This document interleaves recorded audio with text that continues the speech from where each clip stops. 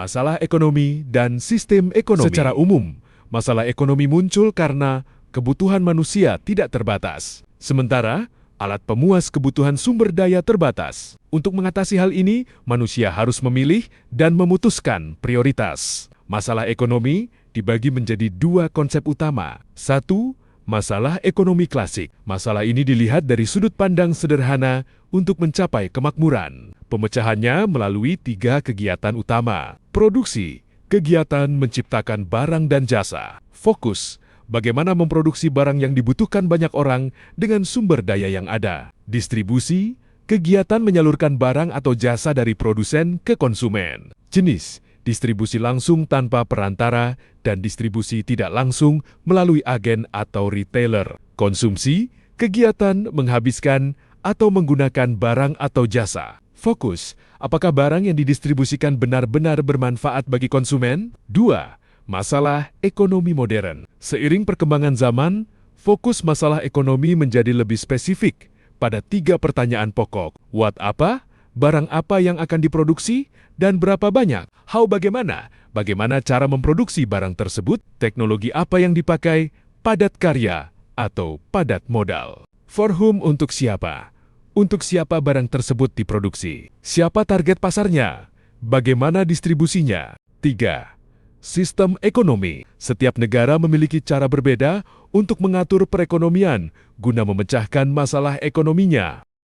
Cara ini disebut sistem ekonomi. Ada 4 jenis sistem ekonomi utama. A. Sistem ekonomi tradisional. Ciri: mengandalkan adat istiadat, barter, belum ada spesialisasi kerja, teknologi sederhana, dan oriented pada kebutuhan sendiri, bukan laba. Kekuatan, hubungan masyarakat erat, jarang persaingan tidak sehat. Kelemahan, produktivitas rendah, sulit menentukan nilai tukar barang barter, masyarakat statis, sulit berubah. B. Sistem ekonomi komando terpusat. Ciri: pemerintah mengatur segalanya, harga, jenis produksi, distribusi, hak milik pribadi tidak diakui. Kekuatan, pemerintah mudah mengontrol inflasi dan pengangguran, distribusi pendapatan relatif mudah. Kelemahan, masyarakat tidak memiliki kebebasan berusaha, inovasi mati, sering terjadi monopoli negara. C. Sistem ekonomi pasar liberal. Ciri: swasta menguasai sumber daya,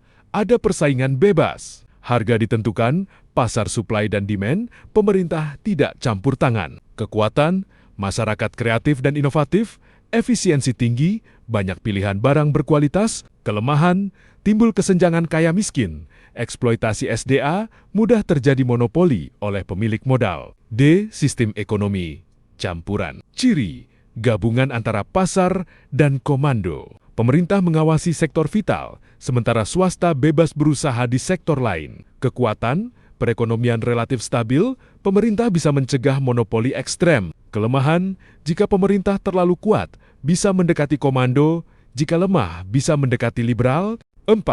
Sistem ekonomi Indonesia. Indonesia menganut sistem demokrasi ekonomi Pancasila, artinya kegiatan ekonomi dilakukan dari, oleh, dan untuk rakyat. Dasar hukum, Pancasila dan Undang-Undang Dasar 1945, Pasal ke-33. Ciri khas: 1.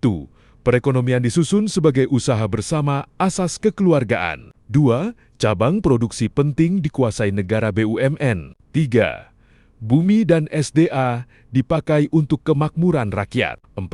Adanya koperasi sebagai soko guru perekonomian. Contoh penerapan dan analisis materi. Agar lebih mudah dipahami, berikut contoh konkret dari setiap poin penting. Contoh perbedaan masalah ekonomi klasik dan modern, ilustrasi. Contoh kasusnya, Pak Budi seorang penjual martabak. Masalah ekonomi klasiknya adalah masalah produksi, Pak Budi membuat martabak untuk dijual. Masalah distribusi, Pak Budi menjual martabak langsung ke konsumen. Masalah konsumsi, martabak dibeli Ibu Siti untuk dimakan anak-anaknya. Masalah ekonomi modern. What?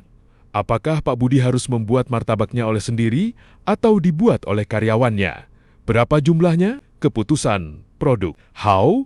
Apakah membuat martabak dengan tangan padat karya atau membeli mesin otomatis padat modal? Keputusan teknologi. For whom?